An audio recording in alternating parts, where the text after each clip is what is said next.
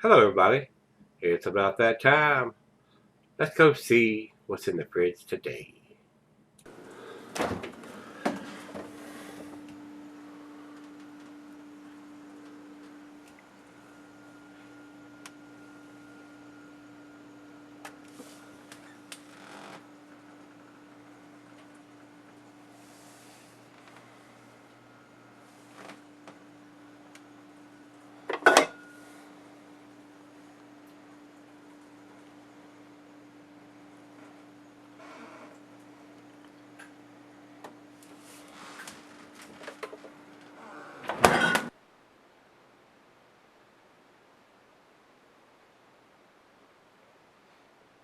Hey, everybody. Thanks for stopping by Gregsbeerreviews. Today, looky here, we got us another Revolution Brewing beer.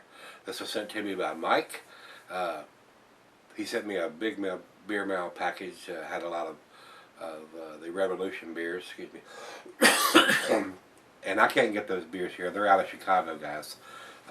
They're not distributed down here yet. Hopefully one day they will be, because they make some pretty damn awesome tasting beers. This is their Mad Cow Milk Stout. And this one, they have a box over here on the side of the label where they date it, and it's nothing there. And one or two of them actually had the date written on the label here. Let me pull up Mad Cow Milk Stout. 7.9%, 30 IBUs, and he tells me that this was bottled on February the 4th of 2015. Says the date stamped on the label is very hard to make out. Indicated location with my Sharpie.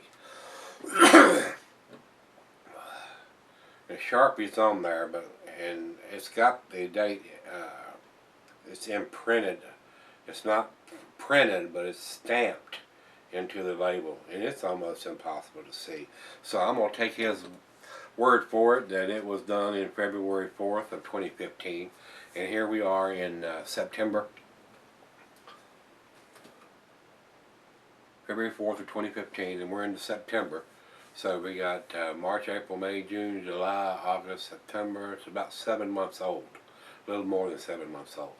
But being a 7.9%, it's going to keep for a while, and there's no reason why you couldn't sell it for a little bit. As far as I know, this beer is brewed with lactose, which is an unfermentable sugar, which leads to be a little sweeter on the back end for your stouts. A lot of times when you brew a stout, and I have, and if you don't use lactose, the yeast eats all the sugars up in there, and they tend to be a little on the dry side on the back end. And not as sweet as the ones that you use lactose in, and it tends to be a little more enjoyable beer, rather than have a real dry stout that all the sugars have been eat up in. So it lends a little bit better taste, a little creamier mouthfeel, in my opinion. And you get to enjoy the beer, and it's not quite so dry. So, with that being said, the IBUs, he told me, what were they, 30 IBUs. It's not written on Rate Beer or Beer Advocate anywhere, and it's not written on the bottle anywhere. And I don't know why they've stamped the date on this label when it's got a place for them to print it right over here. And I have done a beer already, and when it's printed right here, but there's nothing there. So I don't know why they would vary from that to stamp it into the label where you can't read it in a white label. That doesn't make any sense to me. So I applaud them for making the attempt, but there's a box on your label, guys, to print on the date, and you didn't do it on this one. So what the hell's up with that? Do it the same way on all the beers, so we'll know. So got a problem with that, but yeah, it's my problem, I guess. I'm looking forward to this beer. Revolution does some great beers, guys. They really, really do. They know how to make a great beer. And they don't know how to print the date in the same place every damn time, but they make some great beers. Let's go over to the food pairings for this style of beer, and this is a milk stout. So usually all it says there, it goes well with your chocolate dishes. That's basically all it says. Glassware pint, back tumbler, mug, style, and sit down. I'm going to use a double glass for this one today, guys. The only downfall to using this glass, even though it's a tulip glass and enhances the aromas, there is no thin part like on the sovereign beer glass. And when I pour it in there, there's nowhere for me to see any thin parts where I can see any red ribbiness through the light. It's all just in that big bulb glass, and a lot of times I can't see any light even around the edges in this style of glass, in this particular glass anyway. It says here not recommended for selling unless ABV extends average range. Well, being a 7.9, basically an 8%er, this is going to keep for a while. It'll probably keep for 3, 5 years, maybe even 10 years. So let's get the cap off of this one and get it into the glass. I'm hankering for a nice milk stout. Nice little hiss, a little bit of smoke coming out of it. Into the glass we go. Now I don't know how carbonated this is going to be. Doesn't seem to be too overcarbonated, so let's go down the center on the back end of the pour here. Generate a little bit of head, like that. You start pouring a beer, you pour it down the side of the glass, and it doesn't generate a monster head. You can always kick it up a notch by pouring it down the center on the back end to increase that, so you get at least a finger or two of head. If you pour it all the way down the side of the glass, you might just get just a little bit of head where it's just barely covering the top of the beer. If you want a nice finger or two of head, just pour it more aggressive on the back end to fill up the glass and generate more head. So, over into the light, let me get my hand out of the way. It looks pitch black in this particular glass, guys, and I got a feeling if I'd put it in the sovereign beer glass, there would have been some red ruby tinges on here, because it didn't look pitch black coming out of the bottle. But in this glass, I'm not seeing any light whatsoever, even around the edges of it, guys. So, looks pretty dark in the glass. Nice off-colored, well, off-white colored, brown, khaki-colored head. Kind of creamy on top. There are a few little bigger bubbles in there from an aggressive back-end pour, but it looks pretty good. Don't you think? Let's get a nose on it. This comes from Mike. Definitely get the lactose, the sweetness on the back end. You can definitely tell it's been brewed with lactose. Definitely has that more sweet back end when they do use lactose in the brewing process. Roasted malt, toffee, caramel.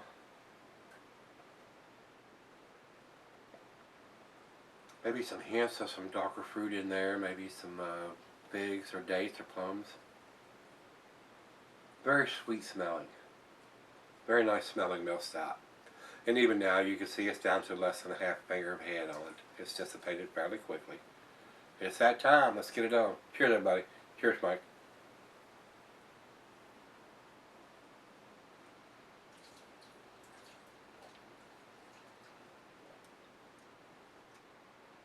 Oh, that's very nice.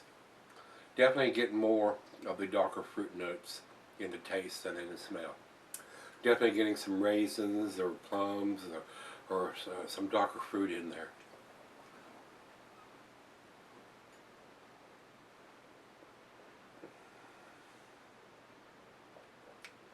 That's very pleasant. That is very, very pleasant.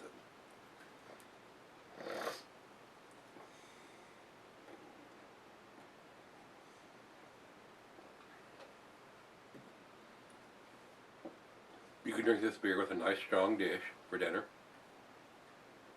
You can drink it before dinner, which is what I'm doing. Or you can drink it after dinner as dessert. It's got a nice rich sweetness to it. Just some slight hints of some chocolate in there. And using lactose in the brewing process, the chocolate is more of a sweeter milk chocolate taste than if you not use lactose. It's more of a bittersweet chocolate. And I like that. I like that. And like I said, I've actually used lactose in brewing some darker beers before, and it does lend that more milk chocolate than bittersweet chocolate taste to the beer to me. Very nice. Very nice.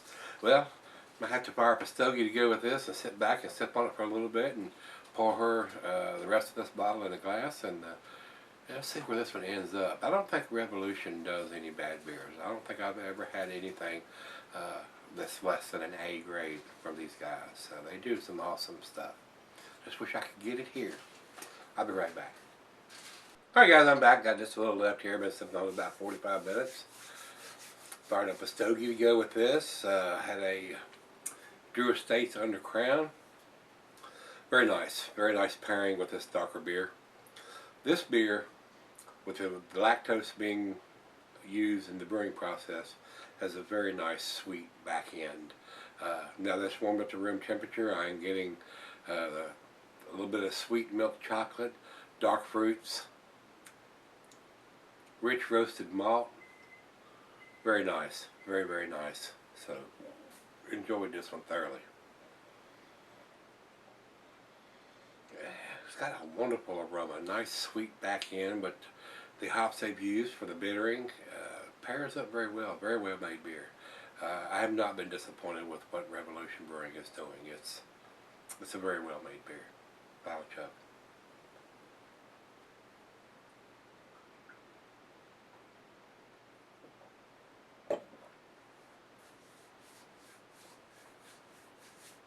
Hints of toffee and caramel, dark fruits, roasted malt,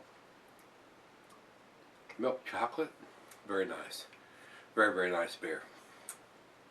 Guys, as far as I'm concerned, this is a very easy drinking beer for 7.5%, or 7.9%.